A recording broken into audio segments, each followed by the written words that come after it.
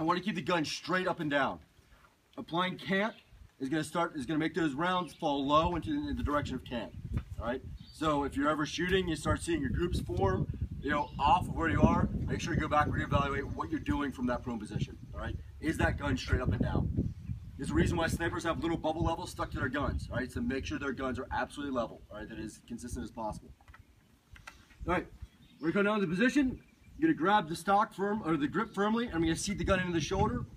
Wrap my hand onto my grip or onto the forehand, however you like to grip it. All right. I really don't care, but I usually try to keep this exactly the same as when I stand up. Right. My hand stays in the same position. So when I go from a prone position, and then if I need to get up, I'm going right back to that same hand placement. If I need to come back down, I can sit around that same hand placement. I'm not shifting my hand around. And also, my hand position gives me access to my light.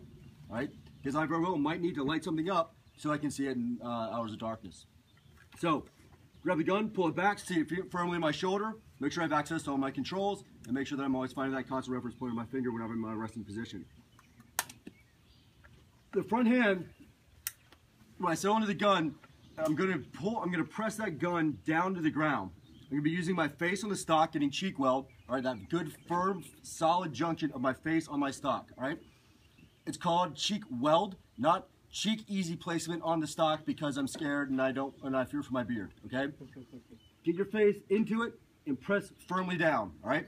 If you have really high cheekbones, you might wind up having to just build up a pocket of flesh as you press down into it, all right? You want to make sure your face and the gun stay together and recoil is one solid object, all right? I don't want my sights to ever lose my actual sights to come out of my line of sight. I don't want to have a blinking dot. I don't want to lose my iron sights. Definitely don't want to lose my reticle. All right. I'm staying firmly stuck on the stock, looking through. My head moves, and I maintain vision through my optic or through my irons every time I pull that trigger. All right.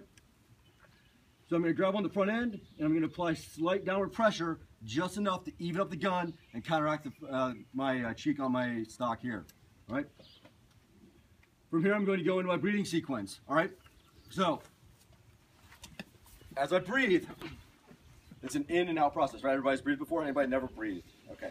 So whenever you breathe out, all right, so you go through your normal breath cycle, right? So right here, you breathe in, your lungs fill, they kind of have a little pause there, then you breathe out, you have a little pause there. You don't completely empty your lungs at any point whenever you're normally breathing, do you?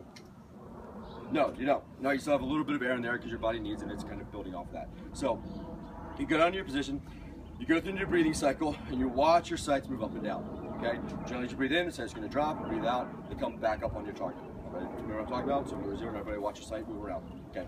So go into a breathing cycle, and make sure you're holding your breath at that bottom portion, all right? That bottom portion of your exhale. Now, this is a big part of breath control. A lot of people will say that breath control is exactly that. It's making sure that you are exhaling to that bottom point of your respiratory pause, all right? You're staying right in there, and you're applying smooth rubber pressure to the trigger until it breaks without disturbing it from breathing, right? Okay. Real breath control, really, really true breath control is being completely fucking out of breath, having just run a mile, wearing fucking way too much shit, being scared, afraid, and needing to make a precision shot happen now, okay? And when you have to do that, you have to master your breath. You have to be willing to breathe out as your body is screaming for more oxygen, to take that breath, breathe out, and hold it to your respiratory pause and break the shot, all right? You have to force yourself to have good breath control, all right?